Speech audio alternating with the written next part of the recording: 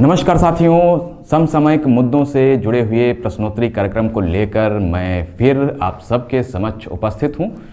आज हम देखेंगे कि समसामयिक मुद्दों से जुड़े हुए वो 10 प्रश्न हमारे पास क्या हैं और साथ ही जानेंगे उनका उत्तर। तो चलिए शुरू करते हैं आज की इस श्रृंखला को और देखते हैं कि आज की श्रृंखला में पहला प्रश्न हमारे पास क्या है। तो हमारे पास पहला प्रश्न है, हाल ही में मुंबई नागपुर के बीच निर्माणाधीन एक्सप्रेसवे महाराष्ट्र समृद्धि महामार्ग का नाम बदलकर किसके नाम पर रखे जाने की घोषणा की गई है। तो हमारे पास ऑप्शन क्या है यहाँ पर, उनको हम देख लेते हैं। तो यहाँ पर ऑप्शन है हमारे पास डॉक्टर बाबा साहब आम्बेडकर, बी ऑप्शन है बाला साहब ठाकरे, सी महात्मा गांधी और डी इनमें से कोई नहीं। तो यहाँ पर जो इसका सही उत्तर होगा वो होगा बाला साहब ठाकरे के नाम पर इस निर्माणाधीन एक्सप्रेसवे का नाम बदलकर रखा जाएगा। पढ़ते हैं आगे और जानते हैं इसके बारे में कुछ जुड़ी हुई बातें इससे। मुंबई नागपुर के बीच जो निर्माणाधीन एक्सप्रेसवे है महाराष्ट्र समृद्धि महामार्ग का जो नाम है वो अब जो हो जाएगा वो बाला साहब ठाकरे के नाम पर बदलकर रख दिया जाएगा। मुंबई और नागपुर सुपर कम्युनिकेशन एक्सप्रेसवे की अगर हम बात करें कि यह कितने किलोमीटर का है, तो यह है 701 किलोमीटर की लंबाई का यह है जो अभी निर्माणाधीन है। अगर बात करते हैं कि इसकी शुरुआत कब हुई थी, तो इसकी शुरुआत हुई थी जो इससे पहले सरकार थी, पूर्ववर्ती सरकार, उसमें इस प्रोजेक्ट की शुरुआत हुई थी। बढ़ते हैं आगे और देखते हैं इसके बारे में कुछ और जुड़ी हुई जानकारियां। यह एक्सप्रेसवे 10 जिलों, 26 तहसीलों और 390 गांवों से होकर गुजरेगा। इसमें दोनों शहरों के बीच जो यात्रा में लगने वाला समय था वो 15 से 16 घंटे का था।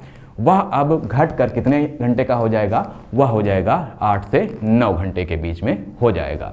बढ़ते हैं दूसरे प्रश्न की तरफ और देखते हैं दूसरा प्रश्न क्या है हमारे पास।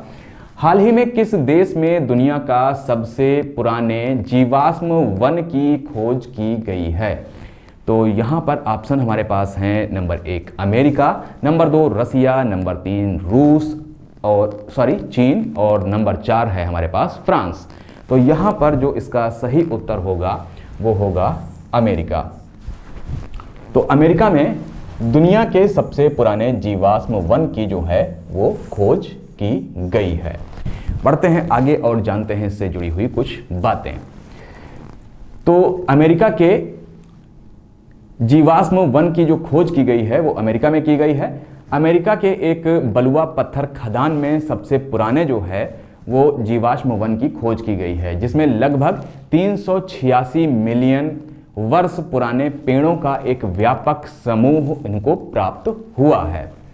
न्यूयॉर्क के काहिरा में हुई खोज को ग्लिबोआ में हुई जो खोज थी उससे 2 या 3 मिलियन साल पुराना इसको माना गया है। इससे पहले न्यूयॉर्क राज्य के ग्लिबोआ में दुनिया का सबसे पुराना जो था वो जीवाश्म वन था। बढ़ते हैं आगे और देखते हैं अपने तीसरे प्रश्न को। देखते हैं कि तीसरा प्रश्न क्या है। तो भारतीय फार्माकोपिया को मान्यता देने वाला पहला देश कौन सा है? हमारे पास ऑप्शन है नेपाल, बांग्लादेश, अफगानिस्तान और इनमें से कोई नहीं। तो यहाँ पर इस प्रश्न का सही उत्तर है अफगानिस्तान। देखते हैं इसके बारे में कुछ बातें। तो अफगानिस्तान भारतीय फार्माकोपिया को मान्यता देने वाला पहला देश बन गया है। अफगानिस्तान के इस्लामी गणराज्य के सार्वजनिक स्वास्थ्य मंत्रालय के दवाओं और स्वास्थ्य उत्पादों के विनियमन विभाग द्वारा इसे मान्यता दी गई है। भारतीय फार्माकोपिया आयोग स्वास्थ्य और परिवार कल्याण मंत्रालय की एक स्वायत्त संस्था है जो भारत में निर्मित, बेची जाने वाली और खपत होने वाली दवाओं के लिए मानक निर्धारित करती है। बढ़ते हैं आगे अपने चौथे प्रश्न की तरफ। देखते हैं कि चौथा प्रश्न क्या है। तो प्रतिवर्ष विधायकों को अपनी परिसंपत्तियों का ब्यौरा देने के लिए किस विधानसभा ने प्रस्ताव पारित किया है?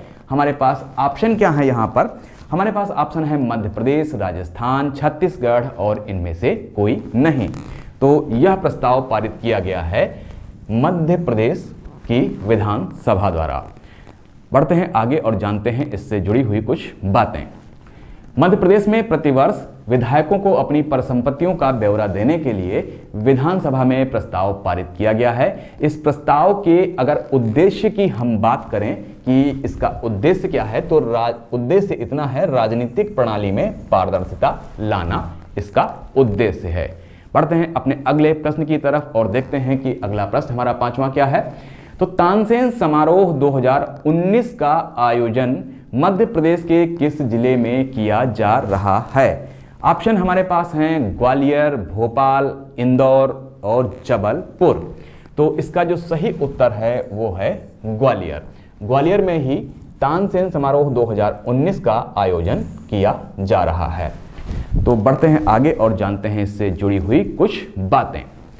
मध्य प्रदेश के ग्वालियर में तानसेन समारोह 2019 का आयोजन किया जा रहा है। इसका आयोजन जो है उस्ताद अलाउद्दीन खान कला एवं संगीत अकादमी द्वारा किया जा रहा है। इसका आयोजन किया क्यों जाता है? तो इसका आयोजन किया जाता है महान संगीतकार तानसेन की स्मृति में। बढ़ते हैं आगे और देखते हैं छठा प्रश्न। देखते हैं छठा प्रश्न क्या है। तो नालको का नया CMD यानी कि अध्यक्ष सह प्रबंध निदेशक किसे नियुक्त किया गया है? हमारे पास ऑप्शन क्या है? हमारे पास ऑप्शन है TK चंद, श्रीधर पात्रा और M महापात्रा और इनमें से कोई नहीं। तो यहां पर इस प्रश्न का जो सही उत्तर है वो है श्रीधर पात्रा। श्रीधर पात्रा को ही नालको का नया CMD नियुक्त किया गया है। बढ़ते हैं आगे और जानते हैं इनसे जुड़ी हुई कुछ बातें। तो श्रीधर पात्रा को नालको का नया CMD नियुक्त किया गया है। वह नेशनल एल्युमिनियम कंपनी लिमिटेड में वर्तमान निदेशक हैं। नेशनल एल्युमिनियम कंपनी लिमिटेड यानी कि नालको खनन मंत्रालय के अधीन एक नवरत्न लोक उद्यम है। इसकी स्थापना की अगर हम बात करें कि कब हुई थी, तो इसकी स्थापना हुई थी 7 जनवरी 1981 को भुवनेश्वर में। वर्तमान में भारत सरकार के पास नालको की जो हिस्सेदारी है वो इक्विटी वो 52% की है। बढ़ते हैं आगे और देखते हैं 7वां प्रश्न। 7वां प्रश्न हमारा है, हाल ही में किस देश ने अंतरिक्ष में अपना पहला उपग्रह प्रक्षेपित किया है? तो यहाँ पर हमारे पास ऑप्शन है म्यांमार, इथोपिया, नेपाल और इनमें से कोई नहीं। तो इथोपिया जो है हमारा बी ऑप्शन, जिसने अभी अंतरिक्ष में अपना पहला उपग्रह प्रक्षेपित किया है। बढ़ते हैं आगे और जानते हैं इससे जुड़ी हुई कुछ बातें। तो जैसा कि मैंने बताया, इथोपिया ने ही इसको अभी अपने देश में सबसे पहला जो है उपग्रह प्रक्षेपित किया है। इसके अगर वजन की बात करें कितना है, तो यह 70 किलोग्राम का है। रिमोट सेंसिंग उपग्रह जो है ये, और इसका उपयोग किस लिए किया जाएगा? तो इसका उपयोग किया जाएगा कृषि, जलवायु, खनन और पर्यावरणीय टिप्पणियों के लिए इसका उपयोग किया जाएगा। इथोपिया अफ्रीका के सींग में स्थित एक स्थल रुद्ध देश है जो सरकारी तौर पर इथोपिया संघीय लोकतांत्रिक गणराज्य के रूप में जाना जाता है। यह अफ्रीका का दूसरा सबसे बड़ा जनसंख्या वाला देश भी है। इसकी राजधानी की बात करें तो क्या है राजधानी? इसकी राजधानी है अदिस अबाबा। और यहाँ के मुद्रा की बात करें तो यहाँ की मुद्रा क्या है? तो यहाँ की मुद्रा है बिर्र। बिर्र यहाँ की मुद्रा है। बढ़ते हैं आगे और देखते हैं अपना 8वां प्रश्न। और 8वां प्रश्न है, फिच रेटिंग ने भारत के वित्त वर्ष 2019-20 के लिए भारत की विकास दर के अनुमान को घटाकर कितना कर दिया है? तो यहाँ पर हमारे पास ऑप्शन क्या हैं? हमारे पास ऑप्शन है यहाँ पर 4.6%, बी ऑप्शन है 4.2%, सी ऑप्शन है 4.4% और डी ऑप्शन है 5%। तो यहाँ पर इसका सही उत्तर जो है वो है 4.6%। बढ़ते हैं आगे और जानते हैं इससे जुड़ी हुई कुछ प्रमुख बातें। तो फिच रेटिंग ने भारत के वित्तीय वर्ष 2019 और 20 के लिए जो भारत की विकास दर का अनुमान है उसे घटाकर 4.6 कर दिया है। फिच रेटिंग ने वित्तीय वर्ष 2020 और 21 में इस अनुमान को क्या संभावना दी है, क्या संभावित किया है, उसने अनुमान लगाया है, तो वह है 5.6% रहने का अनुमान उसने लगाया है। मौजूदा वित्त वर्ष के लिए सितंबर में फिच ने रेटिंग्स ने जीडीपी के विकास दर की बात जो थी वो 7.8 रहने का अनुमान पर की थी, लेकिन अब फिच ने अपने पूर्व अनुमान में संशोधन कर दिया है। फिच रेटिंग विश्व की तीन सबसे बड़ी रेटिंग एजेंसियों में से एक है। अन्य दो की अगर हम बात करें कि वो एजेंसियां कौन सी हैं, तो वो अन्य दो प्रमुख एजेंसियां हैं मूडीज और स्टैंडर्ड एंड पुअर्स। ये जो हैं ये दो अन्य एजेंसियां हैं जो इस तरह की रेटिंग्स को प्रोवाइड करती हैं। इसके अगर मुख्यालय की बात करें कहाँ है, तो वो अमेरिका न्यूयॉर्क में स्थित है। क्रेडिट रेटिंग एजेंसी एक किस्म की कंपनी होती है जो क्रेडिट रेटिंग प्रदान करती है, साथ ही यह समीक्षा भी करती है कि यह ऋणी द्वारा समय समय पर ऋण के भुगतान अथवा डिफॉल्टर की संभावना की योग्यता का अनुमान लगाती है, यानी कि समीक्षा करती रहती है। बढ़ते हैं आगे और देखते हैं अपना आज का नवा प्रश्न। हाल ही में अंतर्राष्ट्रीय मानव एकता दिवस कब मनाया गया? हमारे पास ऑप्शन है यहाँ पर 17 दिसंबर, 18 दिसंबर, 16 दिसंबर और 20 दिसंबर। तो यहाँ पर इसका जो सही उत्तर है वह है 20 दिसंबर। 20 दिसंबर को अंतर्राष्ट्रीय मानव एकता दिवस जो है वो मनाया गया है। बढ़ते हैं आगे और जानते हैं इससे जुड़ी हुई कुछ बातें। तो 20 दिसंबर को अंतर्राष्ट्रीय मानव एकता दिवस मनाया गया। इस दिवस के लिए संयुक्त राष्ट्र महासभा ने 22 दिसंबर 2005 को एक प्रस्ताव पारित किया था। इस दिवस को विविधता में एकता के सम्मान के लिए मनाया जाता है। इस दिवस का उद्देश्य निर्धनता उन्मूलन के लिए नई पहल शुरू करना है। बढ़ते हैं आज के सेगमेंट के 10वें और अंतिम प्रश्न पर और देखते हैं कि वह हमारा प्रश्न कौन सा है।